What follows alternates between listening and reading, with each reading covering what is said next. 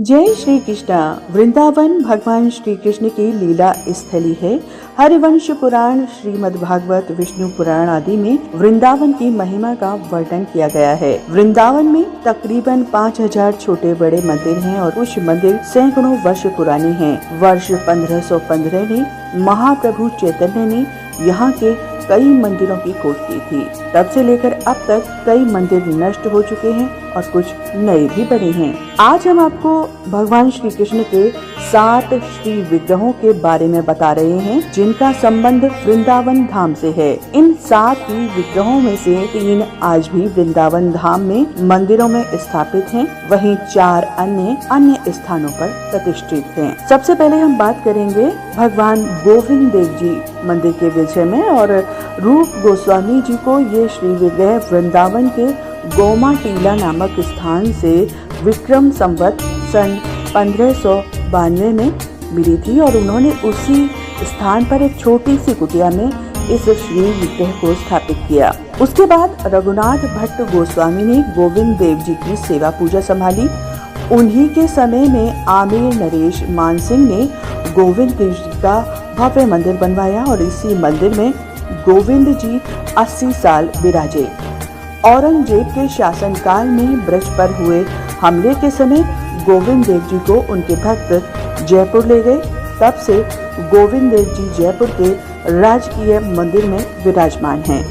दूसरे श्री विग्रह की हम बात करते हैं भगवान मदन मोहन जी। ये श्री विग्रह अद्वैत प्रभु को वृंदावन में कालीदेह के पास द्वादशादित्य टीले से प्राप्त हुई। उन्होंने सेवा पूजा के लिए श्री विग्रह मथुरा के एक चतुर्वेदी परिवार को सौंप दी और चतुर्वेदी परिवार से मांगकर सनातन गोस्वामी ने विक्रम संवत सन 1590 में फिर से वृंदावन के उसी टीले पर स्थापित की।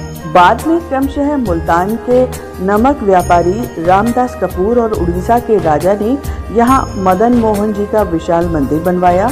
मुगलिया आक्रमण के समय इन्हें भी भक्त जयपुर लेकर गए और कालांतर में करौली के राजा गोपाल सिंह ने अपने राजमहल के पास बड़ा सा मंदिर बनवाकर मदन मोहन जी को स्थापित किया।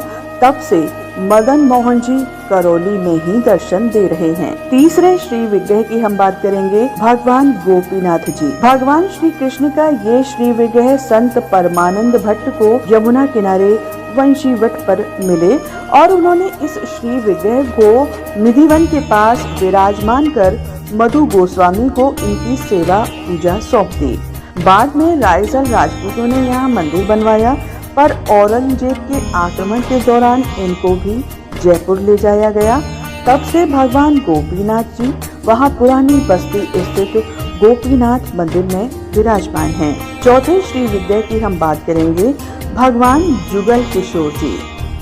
भगवान श्री कृष्ण का ये श्री विग्रह हरिराम जी व्यास को विक्रम संवत 1620 की माघ शुक्ल एकादशी को वृंदावन के किशोरवन नामक स्थान पर प्राप्त हुआ। व्यास जी ने उस श्री विग्रह को वहीं प्रतिष्ठित किया। बाद में ओरछा के राजा मधुकर शाह ने किशोरवन के पास मंदिर बनवाया। यहाँ भगवान जुगल किशोर अनेक वर्षों तक विराजे, पर मुगलिया हमले के समय जुगल किशोर जी को उनके भक्त ओरछा के पास पन्ना ले गए। पन्ना मध्य प्रदेश में है और वहाँ आज भी पुराने जुगल किशोर मंदिर में दर्शन दे रहे हैं। पांचवें श्री विग्रह की हम बात करते हैं भगवान श्री राधा रमन जी वृंदावन धाम। श्री लला गोपाल भट्ट गोस्वामी को गंडक नदी में एक शालिग्राम की शिला से प्राप्त हुए। वे उन्हें वृंदावन ले आए, केशी घाट के पास मंदिर में प्रतिष्ठित कर दिया।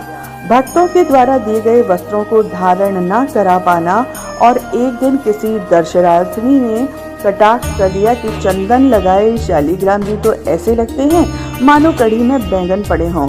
ये सुनकर गोस्वामी जी बड़े दुखी हुए और सुबह होते ही शालिग्राम से भगवान राधा रमन का दिव्य श्री विग्रह प्रकट हो गया। यह दिन विक्रम संवत 1599 में वैशाख पूर्णिमा का था। वर्तमान मंदिर में इन प्रतिष्ठापना संवत 1884 में की गई। श्री वृंदावन धाम में मुगलिया हमलों के बावजूद यही एकमात्र श्री विग्रह हैं जो वृंदावन से बाहर कहीं नहीं गए। इन्हें भक्तों ने वृंदावन में ही छुपा कर रखा। सबसे विशेष बात ये है कि जन्माष्टमी को जहां दुनिया के सभी कृष्ण मंदिरों में रात्रि 12 बजे उत्सव, पूजा अर्चना, आरती होती है, वहीं राधा रमन जी का जन्म अभिषेक दोपहर 12 बजे होता है। मान्यता है ठाकुर जी अत्यंत सुकोमल होते हैं, उन्हें रात्रि में जगाना ठीक नहीं। छठवें श्री विग्रह की हम बात करते हैं, भगवान राधा बल्लभ जी। परम भगवान श्री कृष्ण का यह श्री विग्रह हित हरिवंश जी को दहेज में मिला था। उनका विवाह देवबंद से वृंदावन आते समय चटथावल गांव में आत्मदेव ब्राह्मण की बेटी से हुआ था। पहले वृंदावन के सेवा कुंज में और बाद में सुंदरलाल भटनागर द्वारा बनवाए गए लाल पत्थर वाले पुराने मंदिर में श्री राधा बल्लभ जी प्रतिष्ठित हुए। मुगलिया हमले के समय भक्त इन्हें कामा ले गए। विक्रम संवत 1842 में एक बार फिर भक्त इस श्री विग्रह को वृंदावन ले आए और यहाँ नव निर्मित मंदिर में प्रतिष्ठित किया। तब से भगवान राधा बल्लभ जी यहीं विराजमान हैं। सातवें श्री विग्रह की हम बात करते हैं, भगवान बांके बिहारी जी। मार्गशीर्ष शुक्ल पंचमी को संगीत के मुख्य आचार्य स्वामी हरिदास जी महाराज की हरिभक्ति आराधना को साकार रूप देने के लिए भगवान श्री बांके बिहारी जी निधिवन में प्रकट हो गए।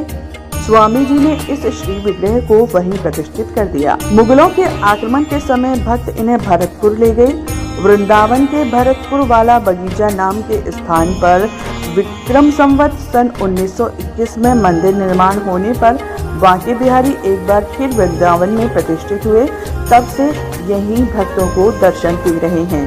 भगवान बिहारी जी की प्रमुख विशेषता यह है कि यहाँ साल में एक ही दिन ठाकुर जी के चरणों के दर्शन होते हैं तथा साल में एक ही दिन शरद पूर्णिमा के दिन वे वंशी धारण करते हैं। अक्षय तृतीया के दिन वे अपने चरणों के दर्शन देते हैं। यहाँ साल में केवल एक ही दिन यानी जन्माष्टमी के बाद भोर में मंगला आरती होती है, जबकि वैष्णव मंदिरों में नित्य सुबह मंगला आरती होने की परंपरा है। तो ये थे 7 देवालय जो वृंदावन से प्रकट हुए। ये वीडियो आपको कैसी लगी? वीडियो पसंद आई हो तो वीडियो को लाइक कर दें, ज़्यादा से ज़्यादा शेयर करें और अभी तक चैनल सब्सक्राइब नहीं किया हो तो चैनल सब्सक्राइब कर दें और प्रेस कर दें बेल आइकॉन भी।